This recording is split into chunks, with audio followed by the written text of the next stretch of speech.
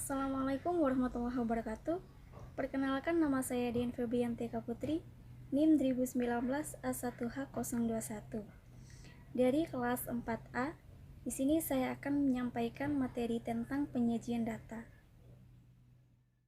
Penyajian data merupakan salah satu kegiatan dalam bentuk pembuatan laporan hasil penelitian yang telah dilakukan agar dapat dipahami dan dianalisis sesuai dengan tujuan yang diinginkan.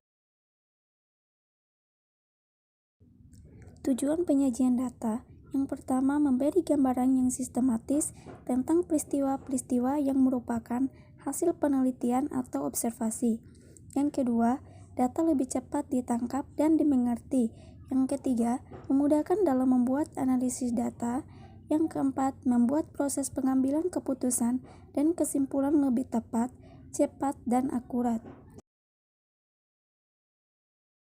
Cara penyajian data yang pertama, narasi, yaitu penyajian data hasil penelitian dalam bentuk kalimat.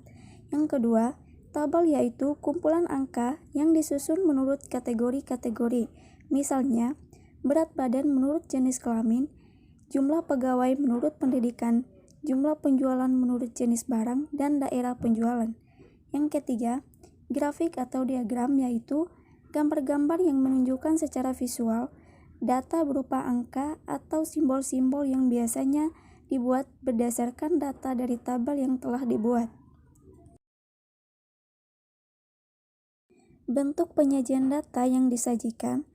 Bentuk penyajian data yang dilakukan untuk mengandung dua jenis, yaitu yang pertama, tabel. Contohnya membentuk penyajian data dalam bentuk tabel, misalnya untuk membandingkan tingkat kepadatan penduduk yang berada di suatu wilayah dan perwilayahan pada periode waktu tertentu dengan kepadatan penduduk di wilayah lainnya yang berbeda atau sama, tetapi berkorelasi pada topik penelitian.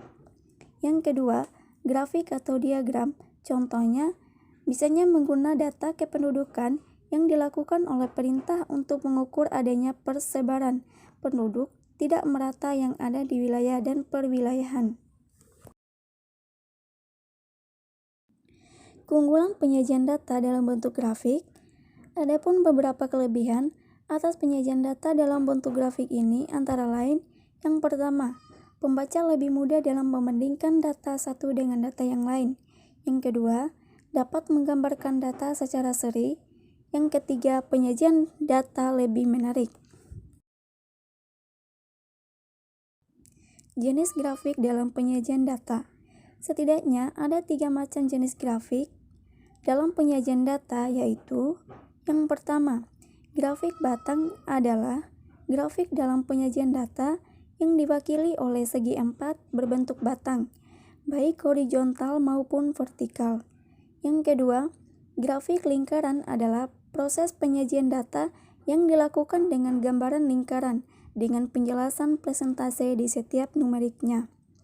Yang ketiga, grafik garis adalah bentuk penyajian data yang umumnya hanya dilakukan penggambaran dalam garis atau titik-titik. Mungkin itu saja yang saya sampaikan.